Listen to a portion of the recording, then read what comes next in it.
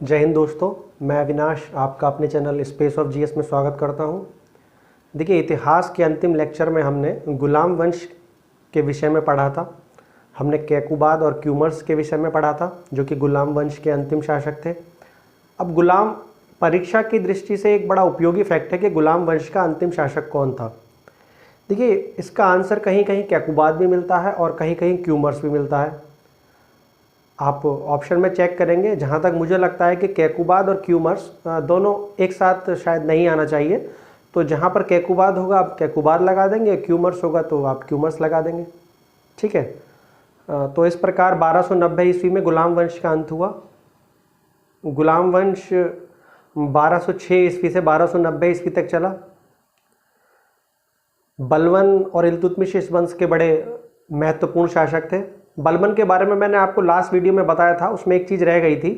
देखिए, बलबन ने उलुग खान की उपाधि धारण की थी, तो ये फैक्ट आप याद रखें कि बलबन ने उलुग खान की उपाधि धारण की थी। अब गुलाम वंश खत्म होने के बाद खिलजी वंश आरंभ हुआ। 1290 से 1320 तक दिल्ली में खिलजियों का शासन रहा। खिलजी वंश का सबसे प्रथम शासक जलालुद्दीन फिरोज शाह खिलजी था। जलालुद्दीन फिरोज शाह खिलजी ने अपना जो राजनीतिक जीवन था वो बलबन के समय में शुरू किया था, और कैकुबाद के समय में इसके राजनीतिक जीवन का बहुत उत्कर्ष हुआ। देखिए, खिलजी वंश के शासन को कुछ विद्वान खिलजी क्रांति भी कहते हैं। अब क्या खिलजी वंश को खिलजी क्रांति से जोड़ना ठीक होगा? देखिए, क्रांति का अर्थ होता है बहुत ही कम समय में आमूलचूल परिवर्तन। आपने बहुत सारे जगह क्रांति शब्द का प्रयोग सुना होगा, शायद आपको उसका अर्थ पता हो या ना पता हो, तो मैं आपको आज क्लियर कर देता हूं कि क्रांति शब्द का जो अर्थ होता है बहुत कम समय में आमूलचूल परिवर्तन। अब विद्वानों ने खिलजी वंश की शुरुआत को खिलजी क्रांति क्यों कहा, इसके विषय में उन्होंने कुछ तथ्य दिए हैं। जो विद्वान आरपी त्रिपाठी और हबीबुल्ला हैं, उन्होंने इस शब्द का प्रयोग किया है। उनके तर्क ये हैं कि पहली बात तो ये कि जो दूसरे तुर्क सरदार थे या तुर्क अमीर थे, वो खिलजियों को हेय दृष्टि से देखते थे, यानी कि खुद से स्वयं से नीचा मानते थे। अब इसका कारण ये था कि जो खिलजी थे इन्हें गलती से अफगान समझा जाता था। ये खिलजी अफगानिस्तान में हिलमंद नदी के किनारे खल्ज जगह पर रहते थे, इसलिए इनका नाम खिलजी पड़ा। तो इसलिए जो तुर्क थे वो इन्हें अफगान समझते थे, परंतु बहुत सारे विद्वानों ने ये सिद्ध किया है कि जो खिलजी थे ये अफगान नहीं बल्कि तुर्क थे। तो ये जो अफगान वाला जो एक शब्द है ये इनके लिए, हालांकि बहुत समय से ये अफगानिस्तान में रह रहे थे, इसलिए जो इनके कुछ रीति रिवाज थे वो अफगानों के साथ में मिलजुल गए थे, परंतु ये अफगान नहीं तुर्की थे। अफगान पृष्ठभूमि की वजह से जो तुर्की सरदार थे वो इन्हें अपने से निम्न समझते थे, इसलिए ये निम्न वर्ग के मुसलमानों का उच्च वर्ग के मुसलमानों के खिलाफ एक तरीके का विद्रोह भी था। खिलजियों का सत्ता में आना ये भी दिखाता था कि आप ताकत के बल पर भी सत्ता प्राप्त कर सकते हैं, ना कि सिर्फ उलेमा या धार्मिक लोगों के सहयोग से। खिलजियों ने जो सत्ता प्राप्त की थी वो ताकत के बल पर प्राप्त की थी। ठीक है। तीसरा, खिलजियों ने धर्म को राजनीति से पृथक कर दिया। पहले जो था वो धर्म राजनीति से बहुत गुथा हुआ था, ये बहुत क्रांतिकारी निर्णय था। चौथा, खिलजियों ने हिंदुओं को भी उच्च पद पर आसीन किया। आप अलाउद्दीन खिलजी के समय एक उसके हिंदू सरदार का नाम सुनेंगे जिसका नाम मलिक नायक था। इसलिए जो खिलजी थे उन्होंने दिल्ली सल्तनत के सामाजिक आधार को विस्तृत कर दिया, इसलिए भी इसे खिलजी क्रांति बोला जाता है। तो ये कुछ ऐसे पॉइंट्स हैं जिसके आधार पर जो हबीबुल्ला और आरपी त्रिपाठी हैं वो खिलजियों के सत्ता में आने को खिलजी क्रांति शब्द का प्रयोग करते हैं। अब हम जलालुद्दीन खिलजी के विषय में बात करें, जो इसका पहला शासक था जिसने जो 1290 से 1296 ईस्वी तक दिल्ली की गद्दी पर आसीन रहा था। जो इसका राजनीतिक जीवन तो बलबन के समय शुरू हुआ था, परंतु कैकुबाद के समय इसका बड़ा उत्कर्ष हुआ। कैकुबाद ने इसे दिल्ली बुलाया और शाइस्ता खां की उपाधि प्रदान की। उसके बाद 1290 ईस्वी में फिरोज शाह खिलजी सुल्तान बना। इसने कैकूबाद द्वारा बनाए गए कैलूगढ़ी या किलोखोरी के महल में राज्याभिषेक कराया। देखिए, जो कैलूगढ़ी या किलोखोरी महल था वो यमुना नदी के किनारे स्थित था। अब सुल्तान बनने के बाद में जलालुद्दीन खिलजी दिल्ली नहीं आना चाहता था। वो ये देखना चाहता था कि दिल्ली की जनता, जो कि गुलाम वंश या के कहें कि तुर्कों के 90 साल के शासन की अभ्यस्त हो चुकी है, वो शायद उसे स्वीकार ना करे। तो उसके मन में कुछ झिझक थी, परंतु कुछ समय पश्चात जो तुर्क सरदार थे उन्होंने जलालुद्दीन को दिल्ली आने के लिए आमंत्रित किया और इस प्रकार जलालुद्दीन खिलजी बलबन के महल में पहुंचा, बलबन के लाल महल में पहुंचा। जब वो गद्दी पे बैठने जा रहा था तो उसने जो बलबन का सिंहासन था उस पर बैठने से मना कर दिया। उसने बोला कि यहाँ पर मेरे शासक बलबन बैठते थे, मैं उनके पैरों की धूल के बराबर भी नहीं हूँ, इसलिए मैं बलबन के सिंहासन पर कैसे बैठ सकता हूँ। ये जो कुछ बातें थीं उसने जो तुर्की अमीर थे उनके मन को बड़ा प्रभावित किया। सत्ता ग्रहण करने के पश्चात जलालुद्दीन ने बड़ी सावधानी की नीति अपनाई। उसने खिलजियों को कुछ महत्वपूर्ण पदों पर आसीन किया, हिंदुओं को भी आसीन किया, पर जो पुराने तुर्की सरदार थे उनको उनके पद से मुक्त नहीं किया। कहने का मतलब ये था कि उसने सब लोगों को साथ लेकर राज्य करने की नीति अपनाई। सिंहासन पर बैठने के पश्चात इसने चोरों व ठगों का दमन किया, उनकी हत्या नहीं की। लगभग 1000 चोर और ठगों को इसने पकड़ा और उन्हें पकड़कर नाव में बिठा के बंगाल भिजवा दिया। बर्नी कहता भी है कि सुल्तान बहुत ही कोमल हृदय था और वो एक चींटी को भी नुकसान ना पहुंचाने की नीति पर चलता था। इसने मंगोलों को इस्लाम धर्म में दीक्षित किया। 1292 ईस्वी में मंगोलों ने भारत पर हमला किया। सुल्तान जलालुद्दीन खिलजी ने मंगोलों को पराजित कर दिया और पराजित करने के पश्चात भी इसने उनके साथ उदारता का व्यवहार किया।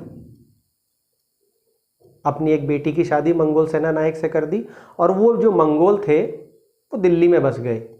आज भी अगर आप देखते हैं दिल्ली में तो एक जगह का नाम मंगोलपुरी है। ये जो मंगोल मुसलमान थे, ये मंगोल थे ये नवीन मुस्लिम कहलाए और सुल्तान जलालुद्दीन खिलजी ने इन्हें भूमि दी और इन्हें दिल्ली में स्थापित किया। ये 1292 की बात है। जैसा कि मैंने पहले ही बताया है कि भारतीयों को उच्च पद पर नियुक्ति की। इसके पश्चात सुल्तान के खिलाफ कुछ विद्रोह भी हुए। सबसे जो पहला विद्रोह था वो कड़ा मानिकपुर के जो इक्तादार था मलिक छज्जू, उसने किया। देखिए, मलिक छज्जू जो था वो एक तुर्की दास था। कड़ा मानिकपुर आज के कौशाम्बी और प्रतापगढ़ जिले में पड़ता है। सुल्तान ने मलिक छज्जू के विद्रोह को दबा दिया। सुल्तान के पुत्र अरकली खान ने मलिक छज्जू को बंदी बना लिया और मलिक छज्जू को बंदी बनाकर सुल्तान के पास लाया। सुल्तान मलिक छज्जू की दयनीय स्थिति देखकर बहुत द्रवित हो गया और उसने मलिक छज्जू को माफ़ कर दिया और उसने उसे मुल्तान सूबा दे दिया। इसका अर्थ ये था कि इतना गंभीर विद्रोह करने के पश्चात भी मलिक छज्जू को माफ़ कर दिया गया। आप बलबन के विषय में अगर पढ़ेंगे तो बलबन ने विद्रोह को ठीक प्रकार ना दबाने वाले उसके तुर्क दासों को भी मृत्युदंड दिया था। इसके विपरीत अगर आप देखेंगे तो जलालुद्दीन खिलजी ने विद्रोह करने वाले तुर्की सरदार को ही माफ़ कर दिया। जलालुद्दीन खिलजी के समय रणथंबोर के जो चौहान शासक थे, जो कि पृथ्वीराज चौहान के सीधे वंशज थे, उन्होंने रणथंबोर, जो कि आज के सवाई माधोपुर जिले में स्थित है, वहाँ पर अपनी शक्ति बढ़ानी शुरू कर दी। आसपास के इलाकों को जीतने लगे। ये देखकर सुल्तान थोड़ा सा परेशान हुआ। उसने रणथंबोर के किले पर हमला करने का निश्चय किया। रणथंबोर पर उस समय हम्मीर देव चौहान का शासन था, जो कि पृथ्वीराज चौहान का सीधा वंशज था। सुल्तान रणथंबोर के लिए निकला, परंतु जब उसने रणथंबोर किले को देखा तो उसे ये महसूस हुआ कि ये किला बहुत मजबूत है, पहाड़ियों पर स्थित है और वो इसे जीत नहीं पाएगा। तो उसने रणथंबोर ना जीतने का निश्चय किया। इसलिए वो रणथंबोर का किला बिना जीते ही वापस लौट आया।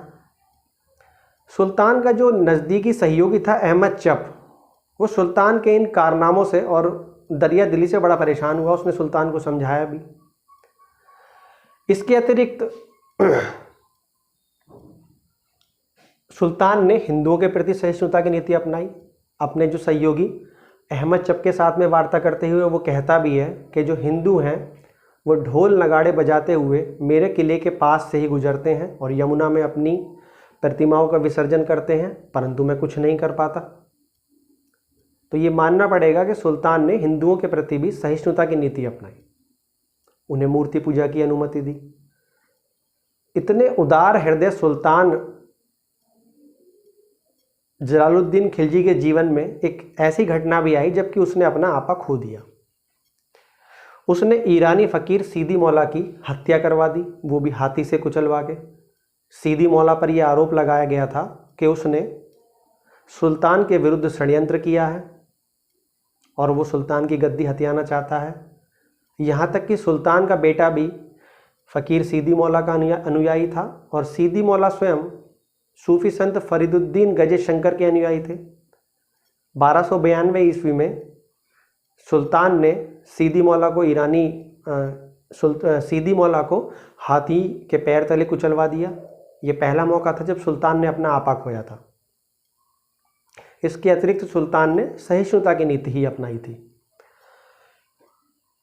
सुल्तान को अपदस्थ करने का विचार कई लोगों के मन में आया था। मैंने बताया मलिक छज्जू ने विद्रोह किया था, ताजुद्दीन कूची नामक एक जो इसका सरदार था वो भी इसे हटाना चाहता था, परंतु इसे अमली जामा पहनाया अलाउद्दीन खिलजी ने, जो कि सुल्तान जलालुद्दीन खिलजी का भतीजा था।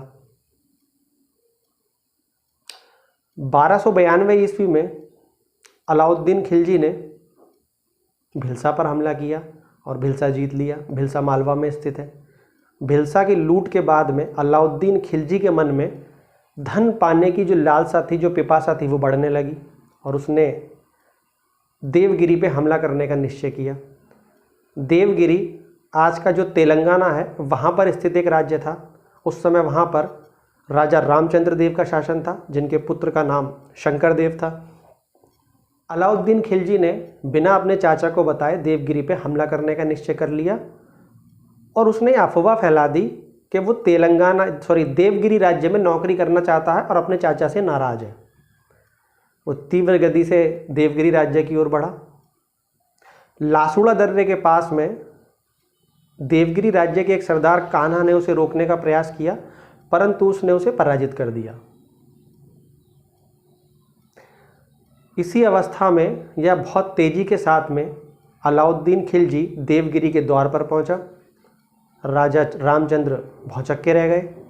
उन्होंने जैसे तैसे किले के द्वार बंद करवाए, परंतु बहुत दिनों तक रसद ना होने की वजह से उनका टिकना नामुमकिन था, अतः उन्होंने आत्मसमर्पण कर दिया। राजा रामचंद्र का पुत्र शंकर देव इस समय कहीं बाहर गया हुआ था। जैसे ही उसे देवगिरी पर हमला होने की खबर मिली, वो लौट कर वापस आया। ये बात अलाउद्दीन खिलजी को पता चली। अलाउद्दीन खिलजी उसे रोकने के लिए बाहर गया और नसरत जलेसरी के नेतृत्व में 1000 घुड़सवार देवगिरी में छोड़ गया। शंकर देव और अलाउद्दीन खिलजी का युद्ध हुआ। शंकर देव अलाउद्दीन खिलजी को पराजित करने ही वाला था कि तभी नसरत जलेसरी के जो 1000 घुड़सवार थे वो युद्ध में पहुंच गए। शंकर देव ने सोचा कि शायद ये दिल्ली से आई कोई नई सेना है, उसने हथियार डाल दिए। इसके बाद में अलाउद्दीन खिलजी ने देवगिरी राज्य के एक प्रांत एलिचपुर की आय प्रतिवर्ष रामचंद्र देव से देने के लिए कहा। रामचंद्र देव तैयार हो गए। कुछ इतिहासकार बताते हैं कि इस अवसर पर रामचंद्र देव ने अपनी एक पुत्री झत्यपाली का विवाह भी अलाउद्दीन खिलजी से कर दिया। लूट के माल के साथ में अलाउद्दीन खिलजी वापस आ गया। देखिए, जिस समय अलाउद्दीन खिलजी ने देवगिरी पर आक्रमण किया उस समय जलालुद्दीन खिलजी ग्वालियर में उपस्थित था। अहमद चप ने उसे बताया कि किस प्रकार अलाउद्दीन खिलजी ने बिना सुल्तान को बताए देवगिरी पर हमला कर दिया है। इसलिए उसने जलालुद्दीन खिलजी को सुझाव दिया कि वो अलाउद्दीन को रास्ते में ही रोक ले, परंतु जलालुद्दीन खिलजी ने इस बात पर ध्यान नहीं दिया और वो वापस दिल्ली लौट गया। अलाउद्दीन खिलजी ने इसके पश्चात अपने भ्राता अलमास बेग, जो कि उस समय दिल्ली राज्य में ही उपस्थित था, के माध्यम से जलालुद्दीन खिलजी को ये कहा कि मुझसे बहुत बड़ी भूल हुई है और मैं जितना भी लूट का माल है वो सुल्तान को वापस करना चाहता हूँ, बशर्ते सुल्तान कड़ा मानिकपुर आए। अहमद चप ने सुल्तान को समझाया कि ये अलाउद्दीन की चाल हो सकती है, परंतु सुल्तान ने कड़ा मानिकपुर जाने का निश्चय किया। सुल्तान स्वयं नाव में बैठ के गए और उनकी सेना स्थल मार्ग से आई। जैसे ही सुल्तान कड़ा पहुँचे, अलाउद्दीन मानिकपुर भाग गया गंगा पार करके। गंगा के एक तरफ कड़ा था, दूसरी तरफ मानिकपुर था। सुल्तान की सेना जो कि स्थल मार्ग से आ रही थी, उसे नदी पार करने में थोड़ी कठिनाई हुई। सुल्तान नाव से अलाउद्दीन खिलजी के पास पहुंचे। अलमास बेग ने कहा कि यदि आप शस्त्र लेके जाएंगे तो अलाउद्दीन खिलजी भयभीत होगा, तो सुल्तान ने शस्त्र भी छोड़ दिए। जैसे ही जलालुद्दीन खिलजी अलाउद्दीन खिलजी के पास में पहुंचे, अलाउद्दीन उनके पैरों में गिर गया। सुल्तान ने उसे गले से लगा लिया और दोनों नाव की तरफ बढ़े। तभी पीछे से अलाउद्दीन खिलजी के एक सरदार सलीम ने सुल्तान पे हमला कर दिया। सुल्तान नाव की ओर भागा और उसने ये बोला कि धोखेबाज अलाउद्दीन, तूने ये क्या किया। इसके पश्चात उसके एक दूसरे सरदार ने सुल्तान का धड़ सर से अलग कर दिया। सुल्तान के कटे हुए सर को कड़ा मानिकपुर अवध जो कि लखनऊ के आसपास का क्षेत्र होता था, वहाँ पर घुमाया गया और इस प्रकार 1296 ईस्वी में सुल्तान की हत्या कर दी गई।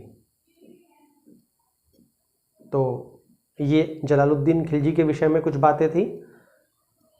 इसके पश्चात अलाउद्दीन कुछ दिन कड़ा मानिकपुर में ही रहा। सुल्तान जलालुद्दीन खिलजी का बेटा अरकली खां, जिसके विषय में मैंने आपको बताया था, जिसने मलिक छज्जू को पराजित किया था, वो इस समय मुल्तान में था। सुल्तान की बीवी ने जलालुद्दीन खिलजी के दूसरे बेटे कद्र खां को गद्दी पर बिठाया और उसकी संरक्षिका बन गई। संरक्षिका बनने के बाद में उसने इक्ताओं का वितरण आरंभ कर दिया। अरकली खां इससे बड़ा नाराज हुआ, क्योंकि अरकली खां ये सोचता था कि वो उसका वैध उत्तराधिकारी है। इधर अलाउद्दीन खिलजी को ये बात पता चली कि किस प्रकार जलालुद्दीन खिलजी की विधवा यानी कि उसकी ताई ने उसके चचेरे भाई को गद्दी पर बैठा दिया है। अब अलाउद्दीन खिलजी ने दिल्ली की ओर कूच किया और दिल्ली पर कब्जा कर लिया। तो इस प्रकार 1296 ईस्वी में अलाउद्दीन खिलजी दिल्ली का शासक बना।